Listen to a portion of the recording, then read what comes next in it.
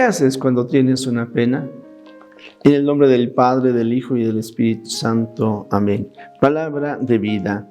Del Santo Evangelio según San Mateo, capítulo 14, versículos del 13 al 21. En aquel tiempo, al enterarse Jesús de la muerte de Juan el Bautista, subió a una barca y se dirigió a un lugar apartado y solitario. Al saberlo la gente, lo siguió por tierra desde los pueblos. Cuando Jesús desembarcó, vio a aquella muchedumbre, se compadeció de ella y curó a los enfermos. Como ya se hacía tarde, se acercaron sus discípulos a decirle: «Estamos en despoblado y empieza a oscurecer. Despide a la gente para que vayan a los caseríos y compren algo de comer». Pero Jesús les replicó: «No hace falta que vayan, denles ustedes de comer». Ellos le contestaron: «No tenemos aquí más que 5 panes y 2 pescados». Él les dijo: «Tráiganmelos». Luego mandó que la gente se sentara sobre el pasto. Tomó los 5 panes y los 2 pescados, y mirando al cielo, pronunció una bendición. Partió los panes y se los dio a los discípulos para que los distribuyeran a la gente. Todos comieron hasta saciarse, y con los pedazos que habían sobrado se llenaron 12 canastos. Los que comieron eran unos 5,000 hombres, sin contar a las mujeres y a los niños. Palabra del Señor. Gloria a ti, Señor Jesús. Queridos amigos, fíjense cómo comenzamos este fragmento del Evangelio. Al enterarse Jesús de la muerte de Juan el Bautista, subió a una barca y se dirigió a un lugar apartado y solitario.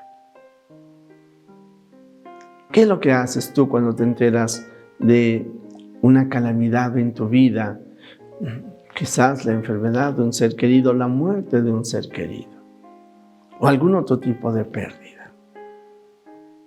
¿Qué haces tú ante la muerte del esposo, de la mamá, del papá, del hermano, del hijo?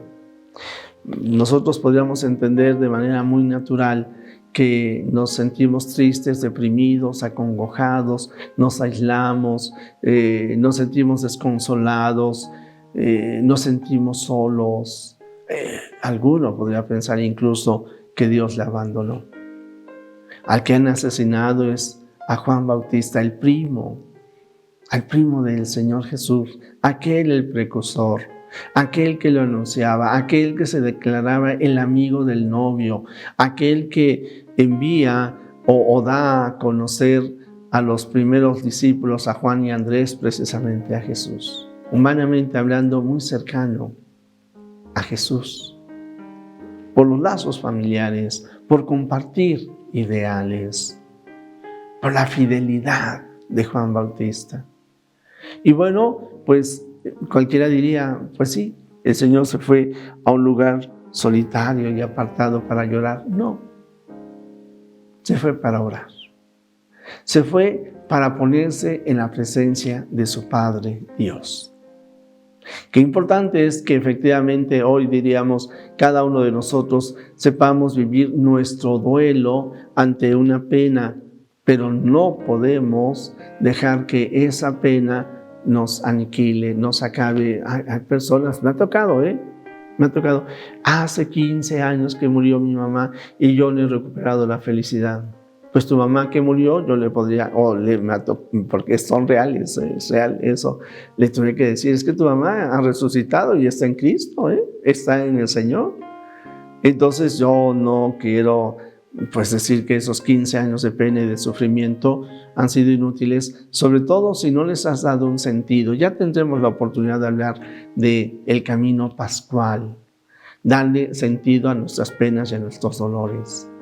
Pero el Señor Jesús levanta la mirada.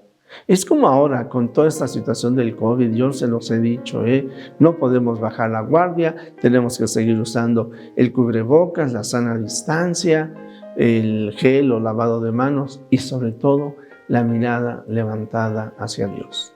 Porque el Señor Jesús sí va a orar a un lugar apartado, a un lugar solitario, pero Al ver sobre todo a la multitud que tiene hambre, se compadece de ella.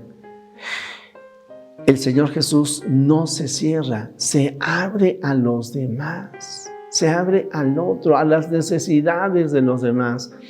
Yo por eso les digo, y de veras, porque insisto, me ha tocado también verlo, la viuda que se recupera ante la muerte de su ser querido, de su esposo, y que es testigo ante otras mujeres viudas de la presencia de Dios en su vida.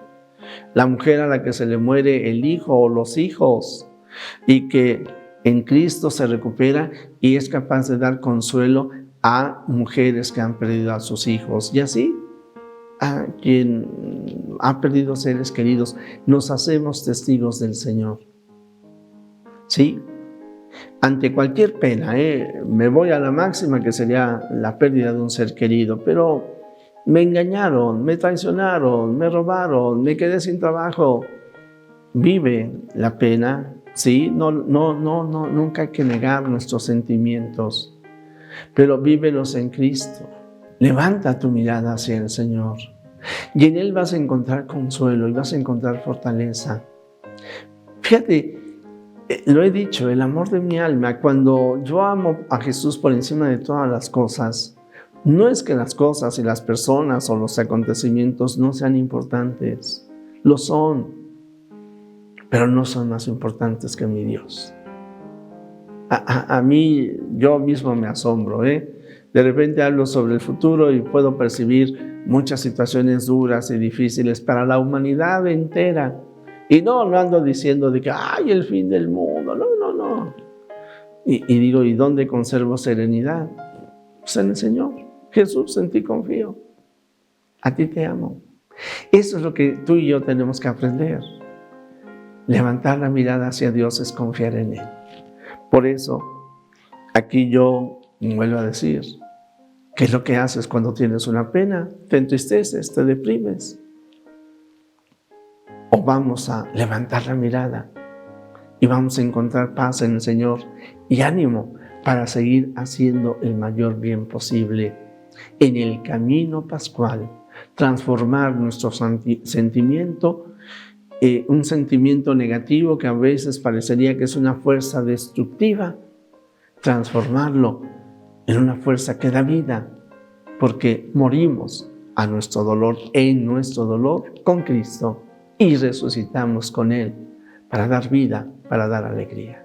Jesús, que todos te conozcan y te amen, es la única recompensa que quiero. El Señor está contigo. La bendición de Dios Todopoderoso, Padre, Hijo y Espíritu Santo, descienda sobre ti, sobre tu familia, sobre México y el mundo entero. Amén.